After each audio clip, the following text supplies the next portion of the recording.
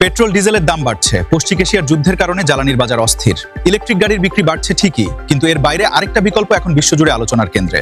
সেটা হলো green hydrogen. Bharat সরকার থেকে শুরু করে টয়োটা, হোন্ডা, ভলভো, পৃথিবীর বড় বড় কোম্পানিগুলো এখন এই প্রযুক্তিতে বিলিয়ন বিলিয়ন ডলার ঢালছে। কিন্তু প্রশ্ন হলো, গ্রিন হাইড্রোজেন কি সত্যিই পেট্রোল ডিজেলের জায়গা নিতে পারবে, নাকি এটা শুধু একটা স্বপ্নের কথা? আজকের ভিডিওতে আমরা এই বিষয়টা সহজ ভাষায় বোঝার চেষ্টা করব। গ্রিন হাইড্রোজেন আসলে কি, কিভাবে কাজ করে, কোথায় সফল, কোথায় সমস্যা, এবং ভারত এই দৌড়ে কোথায় দাঁড়িয়ে আছে। প্রথমে বুঝি হাইড্রোজেন আসলে কি। হাইড্রোজেন পৃথিবীর সবচেয়ে সহজলভ্য মৌল। জলে আছে, বাতাসে আছে, প্রায় সব জৈব যৌগেও আছে। এটাকে জ্বালানি হিসেবে ব্যবহার করার ধারণা নতুন নয়, দশকের পর দশক ধরে গবেষণা চলছে। কিন্তু এখন আলাদাভাবে আলোচনা হচ্ছে গ্রিন হাইড্রোজেন নিয়ে। গ্রিন হাইড্রোজেন মানে কি? নবায়নযোগ্য শক্তি যেমন সৌর বা বায়ুবিদ্যুৎ ব্যবহার করে পানির ইলেকট্রোলাইসিস প্রক্রিয়ায় এই হাইড্রোজেন তৈরি হয়। মানে কার্বন নির্গমন নেই, পরিবেশ দূষণ নেই। এটাই একে সাধারণ হাইড্রোজেন থেকে আলাদা করে। রাসায়নিক শক্তিকে নির্গমনমুক্ত বৈদ্যুতিক শক্তিতে রূপান্তরিত করে, যা মোটরকে চালিত করে।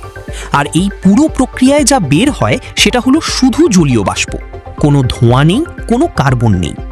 হাইড্রোজেন গাড়িতে রিফুয়েলিং মাত্র 5 মিনিটের মতো সময় নেয়, ঠিক যেভাবে সাধারণ গ্যাসোলিন গাড়িতে জ্বালানি ভরা হয়। বৈদ্যুতিক গাড়ি চার্জ হতে ঘন্টার পর ঘন্টা লাগে, সেখানে এটা বড় সুবিধা। হোন্ডার CR-V ফুয়েল সেল ইভি মডেলটি শূন্য নির্গমনে প্রায় 270 মাইল রেঞ্জ দেয়। টয়োটার মিরাই ইতোমধ্যে বাজারে আছে। হুন্ডাই গত বছর নতুন প্রজন্মের নেক্সো ফুয়েল সেল ভেহিকেল বাজারে এনেছে। তাহলে এই সমস্যাটা কোথায়?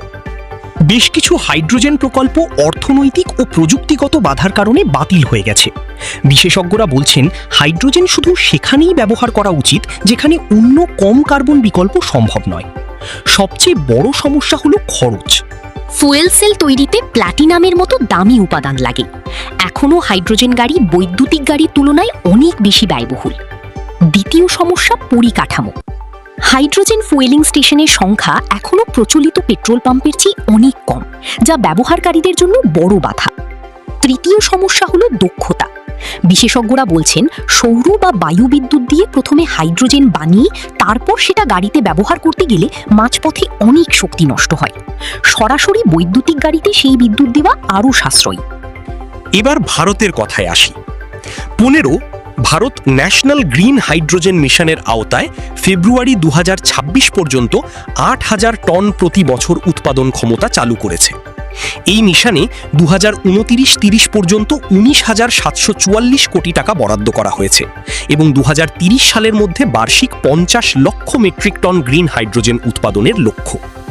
11 সারা দেশে 10টি রুটে 37টি হাইড্রোজেন চালিত গাড়ি এবং 9টি হাইড্রোজেন রিফিউয়েলিং স্টেশনের পাইলট প্রকল্পও চলছে। এনটিপিসির গ্রিন হাইড্রোজেন বাস লেহেতে চলতে শুরু করেছে। ভারত 2030 সালের মধ্যে গ্রিন হাইড্রোজেনের উৎপাদন খরচ কিলোগ্রামে মাত্র $1.5 নামিয়ে আনার লক্ষ্য নিয়েছে। চীন 2030 সালের মধ্যে হাইড্রোজেন গাড়ির সংখ্যা 1 লক্ষে নিয়ে যাওয়ার পরিকল্পনা করেছে। বিশ্বজুড়ে এই প্রতিযোগিতা এখন জোরদার হচ্ছে। সব মিলিয়ে কি বলা যায়? হাইড্রোজেনের ব্যাপক ব্যবহার এখনো অনিশ্চিত। পরিবহন খাতে এটি সম্ভবত একটি বিশেষ সমাধান হিসাবেই থাকবে, শুধু সেখানে যেখানে অন্য কম কার্বন বিকল্প সম্ভব নয়। কিন্তু যে গাড়ি বা ট্রাক শত শত কিলোমিটার দৌড়ায়, যেখানে ভারী ব্যাটারি বাধা, যেখানে দ্রুত রিফিউয়েলিং দরকার, সেখানে গ্রিন হাইড্রোজেন বিদ্যুতের পাশাপাশি একটা বাস্তব সমাধান হতে পারে। ভবিষ্যৎ হয়তো একটা জ্বালানির নয়, বরং বিভিন্ন কাজের জন্য বিভিন্ন শক্তির সমন্বয়। আপনার কি মনে হয়, গ্রিন হাইড্রোজেন কি পেট্রোল ডিজেলের সত্যিকার বিকল্প হতে পারবে? কমেন্টে জানান। ভিডিওটি ভালো লাগলে লাইক করুন, শেয়ার করুন এবং চ্যানেলটি সাবস্ক্রাইব করে বেল আইকন টিপে রাখুন।